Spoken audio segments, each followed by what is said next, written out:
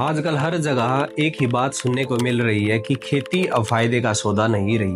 हम 1970 में जाके किसान को हमने बोला कि तू एक काम कर, यूरिया यूज कर, पोटाश यूज कर, सिंगल फॉस्फेट यूज कर और तू ज्यादा पैसा कमाएगा। उसने वो किया, लेकिन भाव गिर गए। लेकिन सोचने की बात यह है कि अगर भारत देश की अर्थव्यवस्था की रीढ़ खेती है तो क्यों आज की तारीख में किसान खेती छोड़कर दूसरे प्रोफेशन की तरफ शिफ्ट कर रहे हैं। हर किसान ये चाहता है कि मेरा बेटा तो किसान नहीं बने। बिल्कुल। सेकंड जनरेशन फार्मर्स शहर में जाके पियोन की नौकरी करने को रेडी हो जाएंगे, लेकिन वो बोलेंगे मैं किसानी नहीं कर सकता क्योंकि पैसा कम है। अगर आप खेती करेंगे तो आपकी शादी नहीं होगी, इस प्रकार की मानसिकता भी हमारे समाज में तेजी से फैल रही है। अगर समाज ने किसानों को हौसला नहीं दिया, आने वाला दौर में किसान बहुत थोड़ा बचेगा। और तो और आज की जनरेशन के कुछ किसान तो अपनी जमीनें बेचकर नौकरी की तलाश में दूसरी कंट्रीज में शिफ्ट कर रहे हैं। Students studying abroad are more than ever before, which means that India now has the second highest number of students learning abroad. We are only behind China. खेती ਤਾਂ ਯਾਰ ਹੁੰਦੀ ਰਹੂਗੀ, ਤੂੰ ਨੌਕਰੀ ਲੱਗ ਜਾ, खेती ਤਾਂ ਅਸੀਂ ਆਪ ਹੀ ਕਰੀ ਜਾਵਾਂਗੇ। ਯਾਰ ਇਹ ਚੀਜ਼ ਨਾ ਆਪਣੇ ਜਵਾਕਾਂ ਨੂੰ ਬੋਲਣੀ ਬੰਦ ਕਰ ਦਿਓ। ਤੁਸੀਂ ਕਿੰਨਾ ਕੁ ਚਿਰ खेती ਕਰ ਲਓਗੇ? ਜੇ ਤੁਹਾਡੇ ਜਵਾਕ ਪੜ੍ਹ ਲਿਖ ਕੇ ਨੌਕਰੀਆਂ ਲੱਗ ਕੇ ਸ਼ਹਿਰਾਂ 'ਚ ਚਲੇ ਗਏ ਨਾ, ਤਾਂ ਜੇ ਉਹ ਨਹੀਂ ਜ਼ਮੀਨ ਵੇਚਦੇ ਨਾ, ਤਾਂ ਅੱਗੇ ਉਹਨਾਂ ਦੇ ਜਵਾਕਾਂ ਨੇ ਤਾਂ ਵੇਚ ਹੀ ਦੇਣੀ ਆ। हम ये बिल्कुल नहीं कह रहे कि एग्रीकल्चर एक प्रॉफिटेबल सेक्टर नहीं है, लेकिन ग्रीन रेवोल्यूशन के 55 सालों बाद भी एक कृषि प्रधान देश होते हुए क्यों आज भारत देश के अंदर एक आम किसान खेती के अंदर प्रॉफिट नहीं कमा पा रही।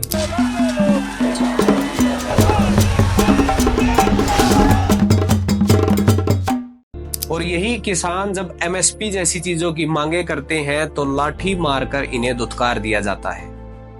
नमस्कार दोस्तों, माई सेल्फ योगी रौनक और आप देख रहे हैं किसान दरबार।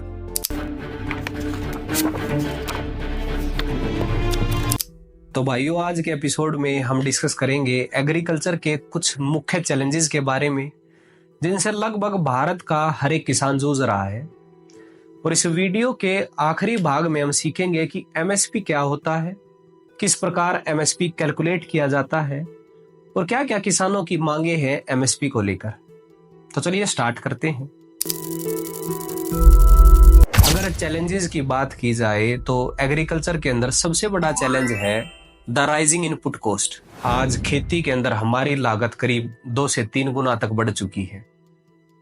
जिस प्रकार किसी भी बिजनेस को करने के लिए एक इन्वेस्टमेंट की जरूरत होती है, उसी प्रकार खेती भी एक बिजनेस है और जिसको करने के लिए भी हमें सीड्स, फर्टिलाइजर और पेस्टिसाइड्स के ऊपर किसान को एक बड़ी इन्वेस्टमेंट करनी पड़ती है। और फाइनली जब हमारी क्रॉप्स ग्रो होती है, फसल हार्वेस्टिंग स्टेज तक पहुंचती है, तो कुछ खर्चे और ऐड होते हैं, जैसे कि हमारी लेबर कॉस्ट, हार्वेस्टिंग कॉस्ट और ट्रांसपोर्टेशन कॉस्ट। और फाइनली जब फसल लेकर किसान होलसेल मंडी में पहुंचता है तो एक बार फिर से उन्हें आढ़ती कमीशन, मंडी चार्जेस और लोडिंग एंड अनलोडिंग चार्जेस जैसे खर्च अपनी जेब से देने पड़ते हैं। अब इन सारे खर्च को मिला दिया जाए या कैलकुलेट किया जाए तो इतना बड़ा अमाउंट निकल कर सामने आता है कि खुद की जमीन से प्रॉफिट निकालना भी शायद किसान के लिए मुश्किल हो। तो जो किसान भाई लीज पर या ठेके पर लेकर खेती करते हैं, वो कैसे प्रॉफिट मार्जिन निकालते हैं, कैसे उनका मैथमेटिक्स काम करता है, ये समझना भी थोड़ा सा डिफिकल्ट है। लेकिन साल भर की मेहनत के बाद भी अगर किसान नो प्रॉफिट नो लॉस में रहते हैं तो शायद सही टैगलाइन यूज की गई है किसान के लिए, अन्नदाता। खुद का पेट भरे या ना भरे, खुद को प्रॉफिट्स हो या ना हो, लेकिन भारत देश का पेट जरूर भरता है किसान। और फाइनली जब फसल की बिक्री के बाद जो पूरी राशि किसान के हाथ में आती है, वही होती है किसान की टोटल इनकम। अगर इस इनकम के अंदर से हमारी खर्च और हमारी लागत हटा दी जाए तो बचता है मुनाफा, जिसे व्यापारी टर्म में नेट प्रॉफिट जनरेटेड कहा जाता है। अब फार्मर्स के लिए कितनी प्रॉफिट साइकिल होती है, वो हमारी क्रॉप साइकिल पे निर्भर करता है। अगर आप साल में एक फसल लगाते हैं जैसे कि शुगर केन, तो एक प्रॉफिट साइकिल जनरेट होता है। अगर साल में आप गेहूं धान की खेती करते हैं तो 2 प्रॉफिट साइकिल जनरेट होते हैं। और जो किसान सब्जियों की खेती करते हैं वो साल में 3 फसलें भी निकाल लेते हैं तो उन्हें 3 प्रॉफिट साइकिल जनरेट होते हैं। लेकिन यहाँ चिंताजनक बात यह है कि साल दर साल हमारे प्रॉफिट मार्जिन घटते जा रहे हैं, क्योंकि हमारी लागत, हमारी इनपुट कॉस्ट ऑलरेडी काफी बढ़ चुकी है। अगर कुछ आंकड़ों की बात की जाए तो गेहूं के बीज का जो बैग आता था 40 किलो का, उसकी कीमत करीब 800 से 1200 रुपए कीमत हुआ करती थी, जो कि बढ़ के 2000 के समथिंग हो चुकी है। डीएपी फर्टिलाइजर्स के रेट 450 रुपए पर बैग से बढ़ के 1350 रुपए पर बैग तक हो चुके हैं। और लेबर कॉस्ट की बात की जाए तो धान के खेत के अंदर रुपाई के लिए जो 1 एकड़ का खर्च करीब 2500 से 3000 रुपए होता था, आज वो बढ़ के 6000 से 7000 रुपए तक पहुंच चुका है। तो हमारी इनपुट कॉस्ट 2 से 3 गुना बढ़ चुकी है। ऐसे में हमारे एमएसपी को बढ़ाने की मांग करना मुझे नहीं लगता किसी भी नजरिए से गलत है। दूसरा जो बड़ा चैलेंजेस है हमारे सामने, जो रिसेंटली उभर कर सामने आ रहा है, वो है लैंड फ्रेगमेंटेशन। जैसे जैसे हमारी पॉपुलेशन ग्रो कर रही है, हमारी जमीनें काफी कम रह चुकी हैं। अगर इंडिया के डाटा की बात की जाए तो 86% ऐसे किसान हैं जो स्मॉल एंड मार्जिनल फार्मर्स की कैटेगरी में आते हैं। यानी कि सरल भाषा में बताया जाए तो जिनके पास जमीन 2.5 एकड़ या 5 एकड़ से कम है। अब इतनी कम जमीन के अंदर केवल गेहूं धान की खेती करके या अनाज उगाकर कैसे प्रॉफिट्स निकाले जाएं, कैसे अपनी फैमिली की फाइनेंशियल स्टेबिलिटी को सुधारा जाए, ये किसानों के लिए एक बड़ा चैलेंज है। इन फ्यूचर में भी टेक्नोलॉजी एक ऑप्शन हो सकता है, वो भी खासकर वेजिटेबल सेक्टर के अंदर, जहां हम कम जमीन से भी ज्यादा प्रोडक्शन निकाल सकते हैं, जैसे कि नेट हाउस, पॉली हाउसेज के यूज से। लेकिन उसके भी कुछ लिमिटेशंस है। हमारे पास हर एरिया के अंदर उतनी फर्टाइल लैंड्स नहीं है, उतनी उपजाऊ भूमि नहीं है कि हम सब्जी उगा सके। हमारे वाटर का टीडीएस ज्यादा है, नमकीन पानी है कुछ क्षेत्रों के अंदर, जिसके कारण सब्जी लगाना हर क्षेत्र में पॉसिबल नहीं है। और दूसरा, मार्केट के लिए हमारे पास कुछ नए प्लेटफॉर्म नहीं है। अगर हम लाखों रुपया इन्वेस्ट कर भी देते हैं नेट हाउस के अंदर, पॉली हाउस के अंदर, स्टिल बेचने के लिए हमारे पास एक ही ऑप्शन है, वो है होलसेल मंडीज। एक किसान जो खुले में सब्जी उगाता है, खेती करता है, वो उसका माल भी मंडीज के अंदर बेचा जाता है। और एक किसान जो टेक्नोलॉजी में इन्वेस्ट करता है, स्टिल उसका माल मंडी में बेचा जाता है। और अगर किसी कारणवश हमारे वेदर के अंदर चेंजेस हुए, बरसात ज्यादा होगी या ओले बारिश ज्यादा हो जाते हैं, तो एकदम से फसलों का भारी नुकसान होता है, तो बड़ी बड़ी इन्वेस्टमेंट भी किसानों की डूब जाती है। तो ये भी एक बड़ा चैलेंजेस है किसानों के सामने। तीसरा जो बड़ा चैलेंज है फार्मर्स के लिए, वो है मार्केट वोलेटिलिटी। खासकर वेजिटेबल सेक्टर की बात की जाए तो बहुत ज्यादा वोलेटाइल मार्केट है। आप कोई भी अनुमान नहीं लगा सकते कि किस सीजन में किस सब्जी का क्या रेट रहता है। आप देखेंगे कि टमाटर किसी सीजन में 100 रुपए पर किलो तक बिक रहा है, तो बाद में वही टमाटर 4 से 5 रुपए किलो भी बिक रहा है। तो कंसिस्टेंसी नहीं है, ये बेसिकली लक फैक्टर इसके अंदर बहुत ज्यादा चलता है।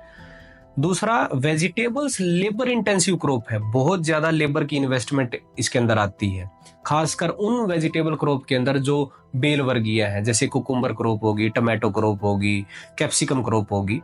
तो इनके अंदर जब किसान इतनी ज्यादा लेबर पे इन्वेस्ट करता है और होलसेल मंडीज के अंदर अगर सही दाम नहीं मिलते हैं, तो लेबर कॉस्ट निकालना भी किसान के लिए मुश्किल हो जाता है। तो किसान क्या करते हैं, उस फसल को बीच में ही उसकी प्लॉइंग कर देते हैं और उसको बीच में ही छोड़ देते हैं, क्योंकि ओवरऑल प्रॉफिट्स की बजाय हमारी जेब से निकल रहा है। तो ये कुछ चैलेंजेस हैं जिनसे किसान लगातार हर दिन जूझते हैं, साल भर जूझते हैं, लेकिन देश का पेट भरते हैं। तो ऐसे में किसानों को एमएसपी दिया जाए या ना दिया जाए, इस पे आपकी क्या राय है, आप कमेंट सेक्शन में जरूर बताएं। क्योंकि चौथा बड़ा चैलेंज है किसानों के लिए लो एमएसपी ऑफ द क्रॉप्स, जिसके लिए आज देश भर के अंदर आंदोलन किए जा रहे हैं, फार्मर स्ट्राइक की जा रही है। और इसी आंदोलन के बीच बहुत सारे किसान भाई हमारे बीच से शहीद भी हो चुके हैं। तो चलिए थोड़ा सा जानते हैं कि एमएसपी क्या होता है।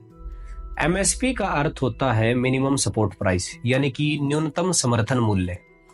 ये एक प्रकार की गारंटी है जो भारत सरकार के द्वारा किसानों को दी जाती है कि कम से कम इस रेट पर हम आपकी फसल को खरीदेंगे। अगर किसी भी कारणवश मार्केट के अंदर फसलों के रेट गिर जाते हैं, तो भी किसानों को आश्वासन दिया जाता है कि निर्धारित तय वैल्यू पर ही आपकी फसल को खरीदा जाएगा। यही एमएसपी कहता है। साधारण भाषा में इसका उद्देश्य है कि मार्केट के उतार चढ़ाव में किसानों को नुकसान से बचाना है। लेकिन आज भी इसे कानूनी रूप से प्रॉपर लीगली लागू नहीं किया गया है। इसी के लिए आज ये स्ट्राइक चल रही है किसानों की। और चलिए अब जानते हैं कि एमएसपी को कैलकुलेट कैसे किया जाता है। अब इसको सीखने के लिए हमें किसान के जेब खर्च को जानना होगा।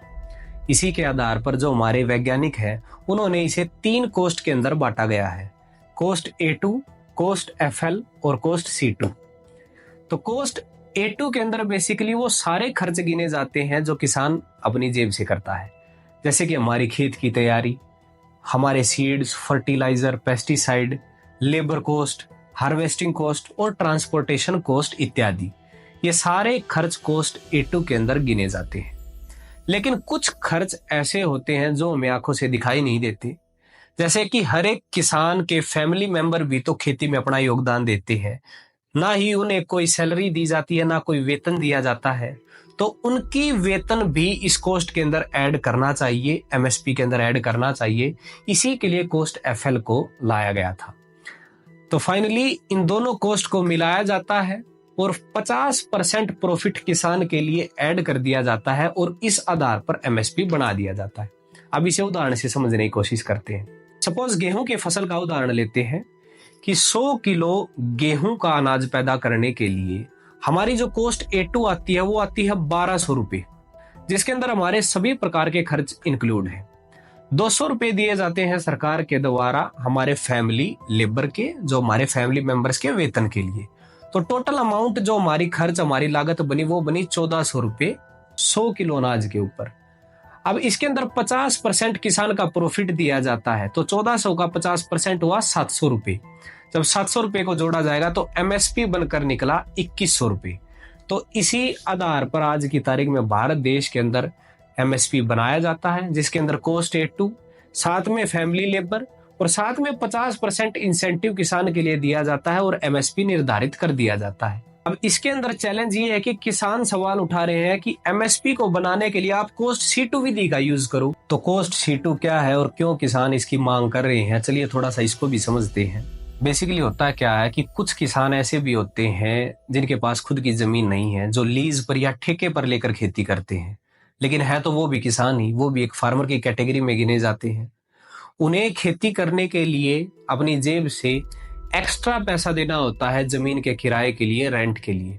अब किसानों का कहना है कि उसे भी तो आप MSP में काउंट करो, और ये बिल्कुल वाजिब बात भी है, क्योंकि वो कोस्ट भी तो किसान की बढ़ रही है।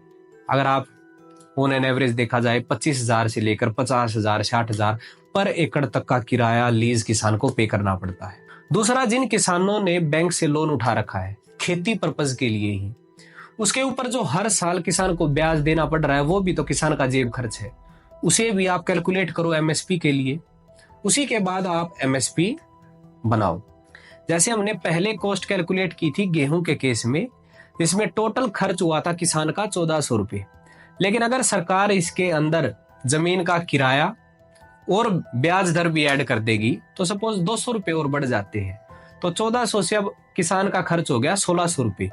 अब इसके ऊपर 50% प्रॉफिट किसान को देना होगा, जो कि हो गया 1600 का 800 रुपये। तो फाइनल MSP जो बनकर निकला वो बना 2400 रुपये पर क्विंटल के हिसाब से। तो जो MSP किसान को पहले 2100 रुपये पर क्विंटल मिल रहा था वो बढ़कर 2400 पर क्विंटल हो जाएगा। यही किसानों की मांग है, जिसके लिए आज किसान स्ट्राइक कर रहे हैं कि एक तो MSP को लीगली तौर पर एक्टिव किया जाए, इसके ऊपर ठोस कानून बनाया जाए कि अगर कोई भी व्यापारी MSP से नीचे फसल लेगा तो उस पर कार्रवाई होगी। दूसरा, हमारा MSP को कोस्ट C2 के आधार पर कैलकुलेट किया जाए। यही कुछ मांगे हैं। आपके क्या विचार हैं? आपको क्या लगता है कि क्या किसानों को MSP देना चाहिए? आप कमेंट सेक्शन में जरूर बताएं। और यही कुछ मुख्य चैलेंजेस हैं जिनसे आज किसान जूझ रहे हैं, जो आज हमने आपके साथ डिस्कस किए। एक बात मैं जरूर कहना चाहूंगा कि फ्यूचर पर्सपेक्टिव को देखते हुए टेक्नोलॉजी ही वो ऑप्शन है जो किसानों की इनकम बढ़ा सकती है, प्रोडक्शन बढ़ा सकती है। उसके लिए हमने एक पॉडकास्ट किया था डॉक्टर जतिंदर शर्मा जी के साथ, जो कि गुरु ड्रोन कंपनी के मैनेजिंग डायरेक्टर हैं। उस पॉडकास्ट के अंदर उन्होंने डिटेल में बताया कि किस प्रकार टेक्नोलॉजी के इस्तेमाल से इन फ्यूचर किसान अपनी इनकम और प्रोडक्शन बढ़ा पाएगा। तो वो पॉडकास्ट आप जरूर देखें, और अगर आपको वीडियो पसंद आई हो तो हमारे चैनल को सब्सक्राइब करें। धन्यवाद।